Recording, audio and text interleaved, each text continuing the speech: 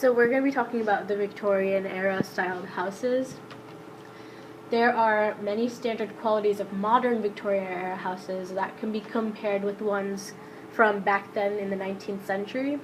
But the standard qualities of modern Victorian era houses you might see when you're driving by are bay windows, which are just elongated windows, iron railings, and there are no garages in the Victorian era houses. And the brickwork is very unique. Some people may say it's Flemish. That's usually what it is, but the brickwork is much different than what's normally used. Kind of like a lot of the houses in downtown Bethel. So the standard qualities of Victorian-era houses of the 19th century included higher class and economic ranking, had better quality houses, and the houses were castle-like, and they also had no central heating or hot tap water. And since there was no electricity, candles or paraffin lamps were used for lighting, and there was typically a fireplace in every room to generate heat. And the fireplaces in every room, it's a reference to Jane Eyre, as in every chapter you can tell that they either light the fireplace or they put out the fire, and the fire motif comes up very often in this novel, and so the use of fireplaces really connects back to the style of houses. The castle-like houses are also a reference to the Queen Victoria, who was obviously the queen and lived in a castle similar to a castle. But there were also many impacts of the Industrial Revolution.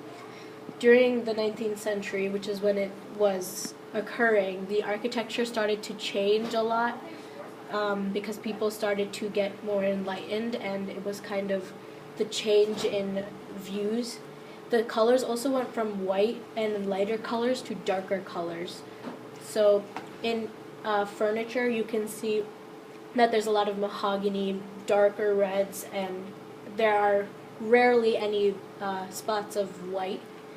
And there are lots of middle-class workers because the Industrial Revolution created more jobs, and those usually tended to be middle-class workers who were tradesmen or just workers in general. So the middle class was better than the working class, which is the lowest class there is.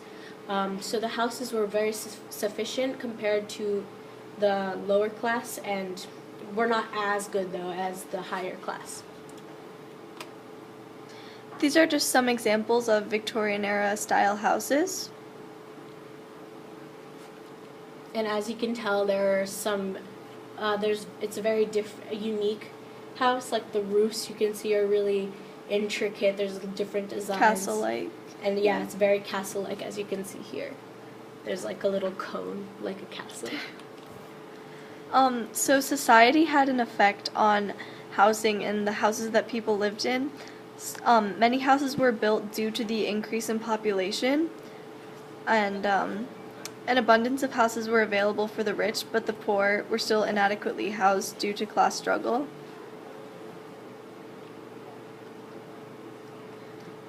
And castle-like houses were also popular because they provided an escape from the pressures of work and the city, and most houses were rented instead of being bought. So Queen Victoria, she had a different taste. It really influenced housing and culture, and this can be connected to Jane Eyre. Jane Eyre. In Thornfield, it's a very unique type of house because it has the abandoned feeling to it. This house has a very minimalist idea because Rochester didn't spend a lot of money trying to make it the most luxurious house, and this also reciprocates Queen Victoria's morals and beliefs of what a house should be, because she felt that a house should be minimal. It should be luxurious, but it should be in a conservative in a way. But this is completely different from Gateshead, which is the Reed household. It is an upper class home, and Mrs. Reed flaunts her money a lot, so she spends it on making the house much more luxurious than Thornfield. And this is completely opposite of what Queen Victoria believed. And Lowood is just another example of a Victorian style home, but just for buildings, or just for education. Those are our resources.